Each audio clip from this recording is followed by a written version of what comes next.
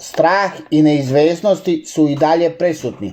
Srbi na Kosovu Novu godinu dočekali bez većih proslava u krugu porodice i prijatelja. Građani u većinskim srpskim opštinama na Kosovu su Novu godinu dočekali u krugu porodice i prijatelja, jer zbog aktuelne bezbednosne situacije nije bilo organizovanog slavlja u ugostiteljskim objektima. Tačno u ponoć uz jaka pirotehnička sredstva ispratili su staru, a najavili ulazak u Novu godinu. U Severnoj Mitrovici, Zvečanu, Leposaviću i Zubinom Potoku nije bilo dočeka u kafanama i kafićima, već se slavilo u kućnom ambijentu. Severna Mitrovica je okićena novogodišnjim ukrasima, a samo dan uoči Nove godine postavljena je jelka na šetalištu koja vodi od trga Kneza Lazara do skoro samog mosta na Ibru. Na glavnom mostu na Ibru dežuraju italijanski karabinjeri, a u multietničkim kvartovima grada su i dalje jake specijalne jedinice kosovske policije iz redova Albanaca naoružani dugim cevima.